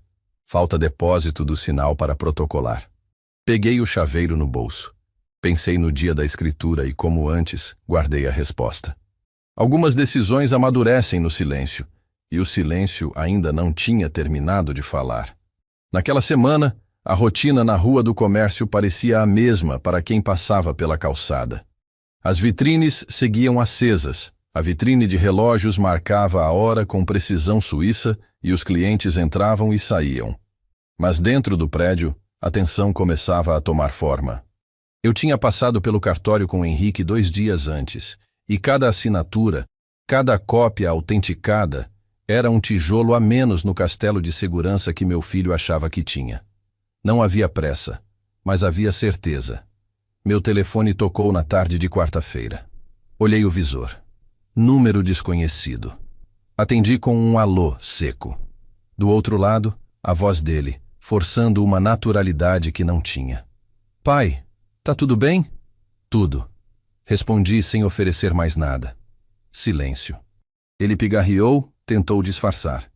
Sabe, eu tava pensando, a gente podia marcar um almoço qualquer dia desses? Faz tempo que não conversamos direito. Eu tenho estado ocupado, falei. Mais silêncio. Ocupado com o quê? Coisas minhas. Não era minha intenção humilhá-lo, mas também não iria entregar as cartas antes da hora. Ele insistiu em puxar conversa, perguntou da minha saúde, do carro, até do cachorro do vizinho. Eu respondia no tom certo para não ser rude, mas sem dar abertura. Terminei a ligação com um "a gente se fala" e voltei para o que estava fazendo. Na manhã seguinte, Henrique me ligou para confirmar o encontro com o comprador interessado. Eles querem fechar rápido, disse ele. E rápido, no caso, é antes do final do mês. Isso me serve, respondi. Mas não quero que meu filho saiba de nada até que seja oficial. Entendido. A gente assina e protocola antes de qualquer aviso. No sábado, passei pela loja. Entrei sem avisar, como um cliente comum. Ele estava no balcão, atendendo uma senhora que queria ajustar a pulseira de um relógio. Quando me viu, o sorriso profissional sumiu e deu lugar a uma expressão de alerta. Pai, que surpresa, disse, forçando leveza. Vim ver como estava, falei, olhando ao redor. A loja estava organizada, mas percebi que havia menos mercadoria nas prateleiras do que antes. Ou ele tinha vendido bem, ou já estava enxugando estoque por outro motivo. Quer um café? Ele ofereceu indo até a máquina. Aceitei. Enquanto ele preparava, olhei para o teto, para as paredes, para cada detalhe que, em breve, não seriam mais dele. Eu lembrava de quando ele inaugurou o negócio. Estava orgulhoso. Eu estava no canto, observando, sem nunca dizer que aquele teto tinha sido comprado com o meu esforço. Na época, quis deixá-lo sentir que tinha conquistado sozinho. Hoje, percebia que talvez ele tivesse confundido minha generosidade com fraqueza. O café chegou. Ele sentou em frente e, após alguns segundos, falou. Pai, eu sei que às vezes não pareço, mas eu me importo com o senhor. É mesmo? Perguntei. Então por que nunca me convidou para aquele almoço que você deu no Dia dos Pais? Ele engoliu seco. Não foi por mal. Foi por escolha. Respondi, olhando nos olhos dele. O silêncio entre nós foi mais longo que a xícara de café. Ele desviou o olhar e começou a falar sobre reformas na loja, planos para o próximo ano. Eu ouvi, mas não comentei. No fundo, sabia que aquela conversa era mais uma tentativa de sondar o que eu sabia, e ele não sabia nada. Quando saí, percebi que ele me acompanhou até a porta com um olhar que misturava dúvida e nervosismo. Sabia que algo estava acontecendo, mas não tinha pistas. E era exatamente assim que eu queria que fosse. No domingo, Henrique veio à minha casa. Trouxe a minuta final do contrato. Sentamos na mesa da cozinha. Ele abriu a pasta e colocou os papéis na minha frente. Está tudo aqui. Só falta o reconhecimento de firma. A partir daí, o prédio não estará mais no seu nome. E no dele também não. Completei. Exatamente. Henrique sorriu. Vai ser uma surpresa e tanto. Dobrei os papéis, guardei na pasta e caminhei até a varanda. Lá de cima vi as ruas tranquilas, como se nada no mundo estivesse prestes a mudar. Mas eu sabia que, quando o telefone dele tocar com a notícia, o chão ia tremer. E dessa vez não haveria como culpar ninguém além dele mesmo. No fim daquela tarde, enquanto o sol se punha, pensei no que significava aquele momento. Não era apenas sobre tirar dele um bem valioso. Era sobre recuperar um pedaço de mim que ele tinha tentado apagar no Dia dos Pais. A caneca de bombons ainda estava sobre a estante da sala, e toda vez que eu olhava para ela, lembrava do sorriso dele entregando como se fosse uma piada interna que só ele entendia. Mal sabia que, em breve, a piada teria outro dono, e ele não seria quem iria rir por último. O vento trouxe o cheiro de comida de algum vizinho, e por um instante pensei em como a vida podia ser simples, se as pessoas soubessem respeitar quem lhes abriu caminho. Mas nem todos aprendem pelo exemplo. Alguns precisam aprender pela perda. E eu estava prestes a ensinar essa lição. Não com raiva, mas com a firmeza de quem já passou por muita coisa e não se deixa mais humilhar. Quando anoiteceu, fechei as janelas e sentei na poltrona. Amanhã seria mais um passo. E a cada passo, a distância entre o que ele acha que controla e o que realmente pertence a ele ficaria mais evidente. Não por vingança, mas porque o respeito, quando não é cultivado, encontra um jeito de se fazer lembrar. Acordei antes do despertador, como quem já sabe a estrada de cor. O céu ainda sem cor, a casa em silêncio e a pasta sobre a mesa, pesada não pelos papéis, mas pelo que eles representavam. Fiz um café forte, vesti a jaqueta que me acompanhou em decisões importantes e deslizei o chaveiro do 142 para o bolso. Henrique confirmara na noite anterior. Tudo conferido, reconhecimento de firma às 10, protocolo na sequência. Depois disso, não há recuo. Bebi 2 goles, respirei fundo e saí. Não havia discurso, só o caminho até o cartório. Cheguei alguns minutos antes e encontrei Henrique já sentado. A calma de quem conhece o ritmo da lei e a pressa dos que deixam tudo para depois. Ele abriu a pasta, alinhou os documentos e empurrou na minha direção. Minuta final, certidões, laudo, aditivo consolidado, instrumento de compra e venda. Assinamos aqui, aqui e aqui. Reconhecemos. Eu protocolo. O comprador transfere o sinal hoje, o restante no prazo bancário.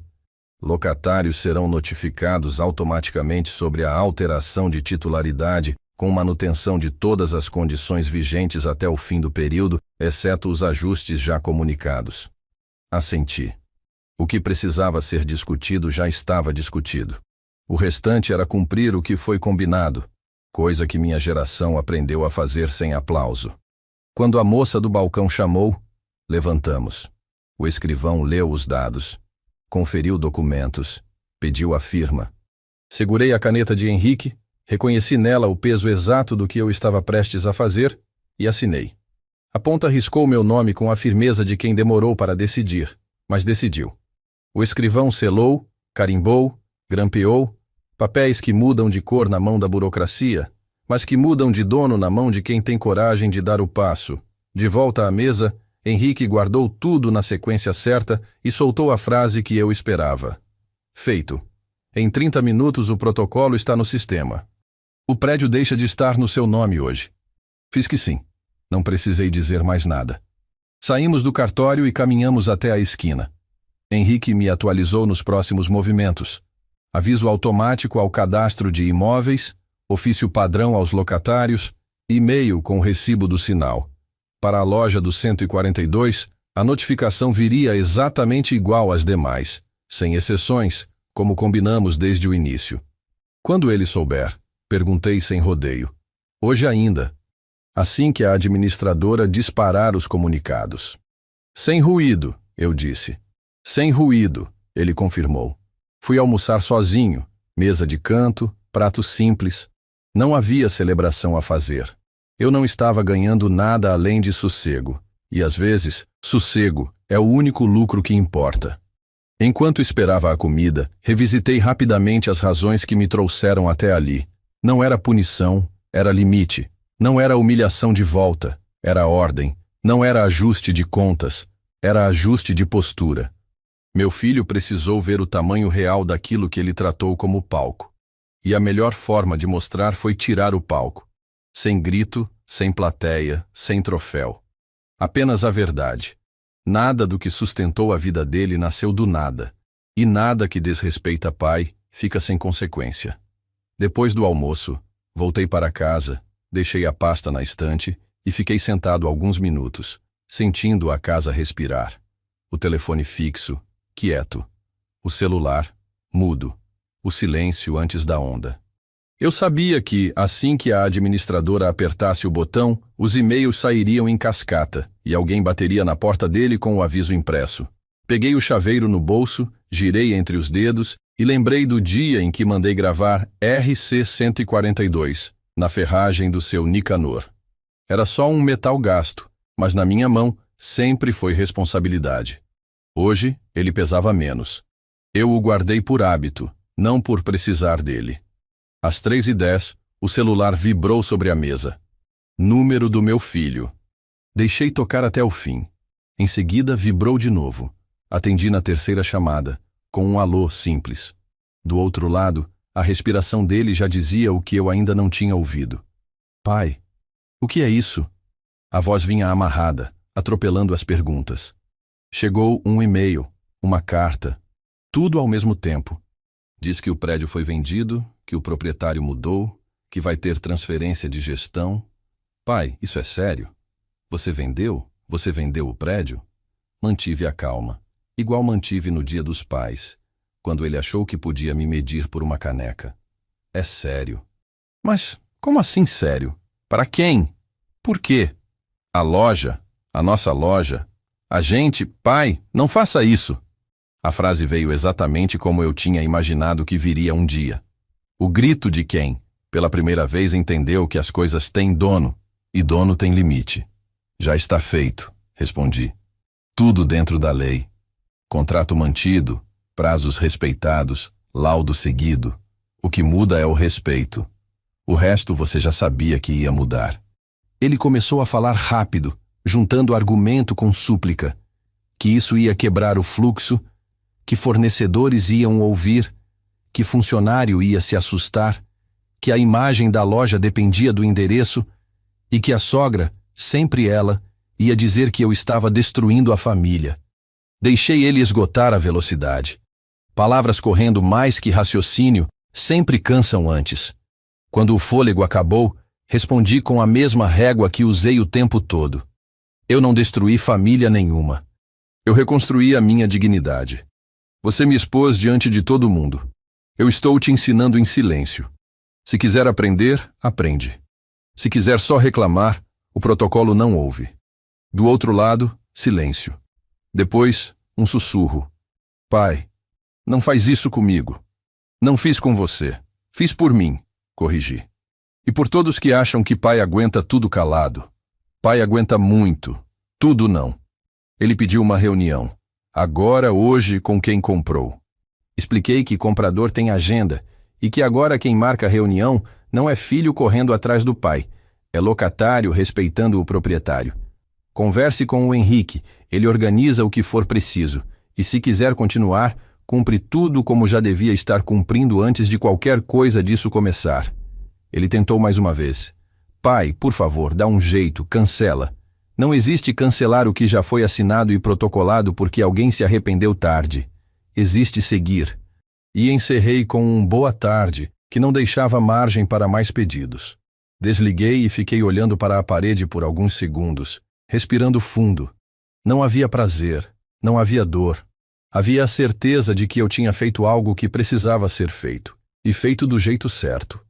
Levei a mão ao bolso, toquei o chaveiro e, pela primeira vez, pensei em guardá-lo numa gaveta qualquer, sem ritual. Ele tinha cumprido seu papel. Me lembrar de que responsabilidade não é grito, é gesto.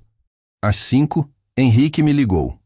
Tudo comunicado, protocolo confirmado, sinal recebido. A administradora já agendou a conversa com os locatários para alinhamento prático. Sua presença não é necessária. Agradeci. Ele acrescentou, num tom quase humano por trás da técnica. Fez o que precisava no tempo certo. Sem espetáculo, eu disse. Sempre assim, ele respondeu. No começo da noite, fui até a estante e peguei a caneca de bombons. A etiqueta já não estava. Arranquei dias atrás. Virei a caneca de cabeça para baixo e deixei vazia sobre a mesa. Não era uma taça de vitória.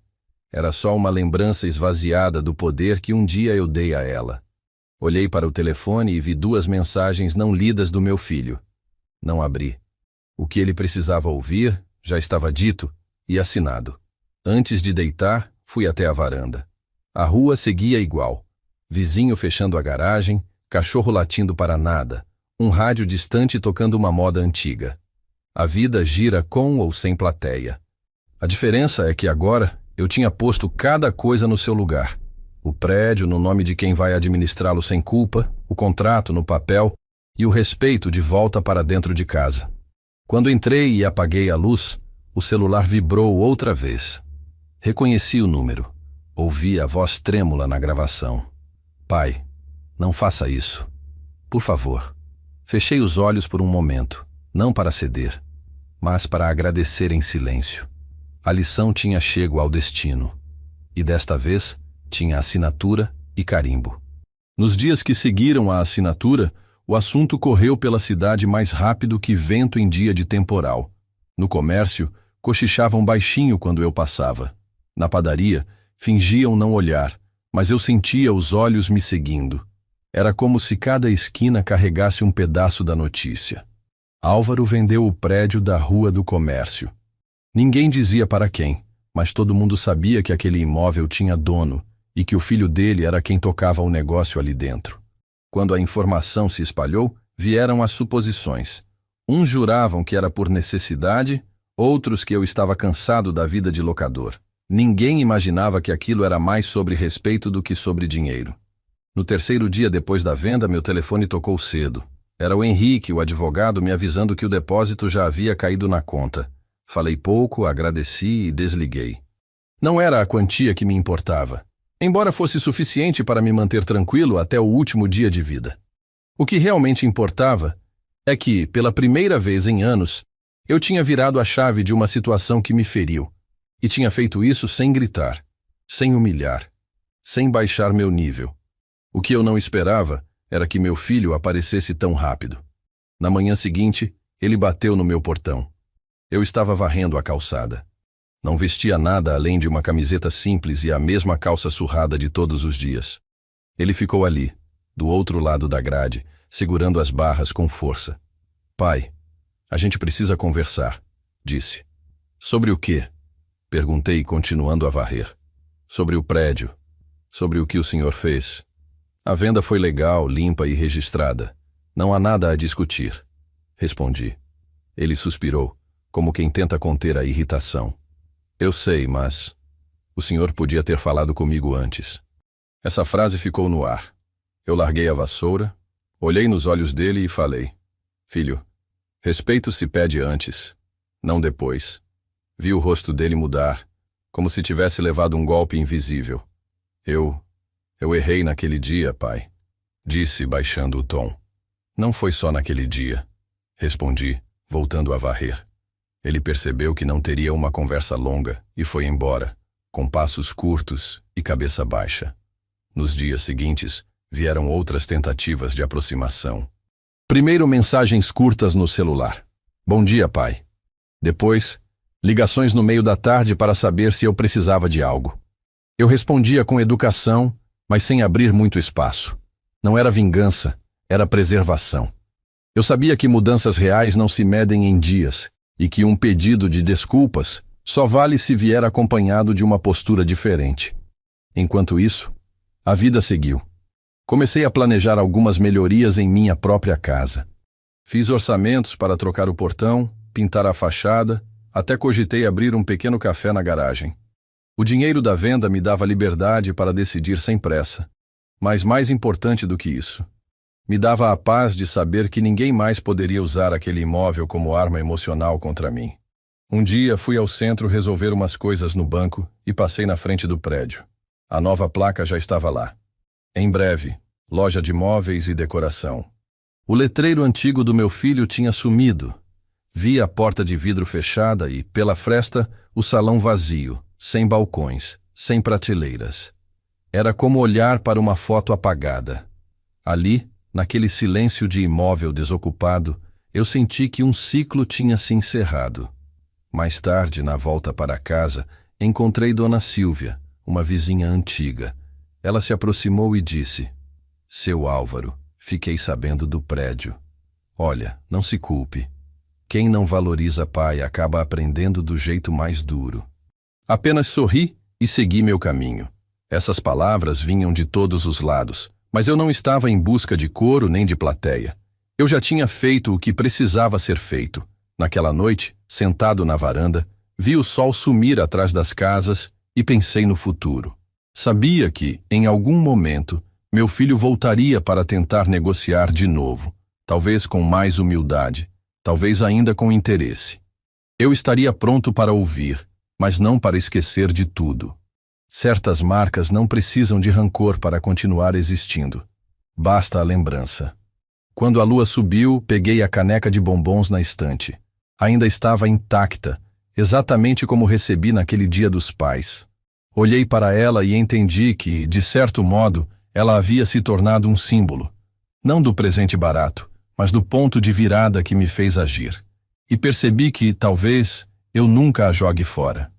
Não porque tenha valor material, mas porque me lembra que, às vezes, a maior resposta vem quando ninguém está esperando. E foi com esse pensamento que fechei a noite. Sem ódio, sem euforia, apenas com a certeza de que eu havia recuperado algo que não se compra: minha própria dignidade. Quando a poeira começou a baixar, percebi que o silêncio ao redor era diferente. Não era mais o silêncio de quem é ignorado, mas o silêncio de quem tomou uma decisão e está em paz com ela. A cidade já tinha assimilado a notícia da venda do prédio, e o falatório deu lugar a olhares mais discretos.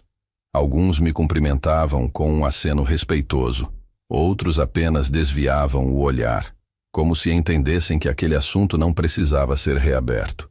Eu continuava minha rotina simples: acordar cedo, preparar meu café forte, regar as plantas no quintal e aproveitar o ar fresco das primeiras horas. Mas por dentro, algo tinha mudado de vez. Certo dia, sentado na varanda, vi meu filho se aproximar devagar pela rua. Trazia um semblante cansado, os ombros caídos, como quem carrega um peso que não sabe onde deixar. Ele parou diante do portão e, diferente das outras vezes, não falou de negócios nem do prédio. Disse apenas: "Pai, me desculpa." Fiquei olhando para ele, tentando ler nos olhos se aquela frase vinha do coração ou de uma estratégia. Ele continuou: "Eu fui injusto. Aquele dia dos pais, eu não devia ter feito aquilo." Respirei fundo. "Não foi só naquele dia, filho. Foram vários. Mas não é sobre o presente ou o prédio. É sobre respeito." Ele baixou a cabeça e, por alguns segundos, não disse nada. Depois, levantou o olhar e pediu para entrar. Conversamos por quase 1 hora. Não houve choro, nem abraços. Houve pausas longas, palavras medidas e um reconhecimento tardio. Não posso dizer que ali nasceu uma reconciliação, mas talvez tenha sido plantada uma semente. Eu sabia que não podia apagar anos de descaso com um pedido de desculpas, mas também não queria carregar rancor até o fim. A vida é curta demais para viver preso ao que não tem conserto. Depois que ele foi embora, fiquei sozinho na sala, olhando para a caneca com bombons que ainda repousava intacta na prateleira. Pensei em abrir, mas preferi deixá-la ali. Ela já não representava mais dor, mas sim o dia em que eu decidi me colocar em primeiro lugar. Aquela lembrança se tornou um marco silencioso, um lembrete de que ninguém define o nosso valor além de nós mesmos. Com o dinheiro do prédio, comecei a investir em pequenas coisas que sempre quis. Reformei o quintal, comprei uma poltrona confortável para minhas leituras e ajudei discretamente uma instituição local que cuida de idosos sem família. Fiz isso sem alarde, porque acredito que as melhores atitudes não precisam de aplausos. Os dias foram passando e, aos poucos, notei que meu filho tentava se reaproximar de formas sutis. Não sei até onde isso vai, mas já não me incomoda pensar no futuro dessa relação. Talvez haja espaço para algo novo. Talvez não. A diferença é que agora eu decido de que maneira essa porta se abre ou se permanece fechada. Numa tarde tranquila, sentei na varanda e fiquei observando o pôr do sol tingindo o céu de laranja e dourado. Senti uma calma profunda. Entendi que a dignidade é algo que a gente constrói com pequenas escolhas diárias, e que não vale a pena abrir mão dela por medo de magoar ou desagradar quem não nos valoriza. Aprendi que, às vezes, a melhor resposta é o silêncio, seguido de uma atitude firme. Se você está me ouvindo agora e já passou por algo parecido, saiba: não é o tamanho do presente que define o amor, mas sim o cuidado, a presença e o respeito. Não aceite menos do que você merece, e não tenha medo de agir quando for preciso. A vida não espera, e cada dia é uma chance de se colocar no lugar que você realmente merece estar. Quero te pedir uma coisa. Se essa história tocou seu coração, comenta aí de onde você está me ouvindo. Compartilha com alguém que precisa ouvir isso hoje. E se inscreve no canal para acompanhar outras histórias como essa. Porque no fim, o que levamos da vida são os momentos em que nos mantivemos firmes e verdadeiros com nós mesmos. E isso, ninguém pode tirar da gente.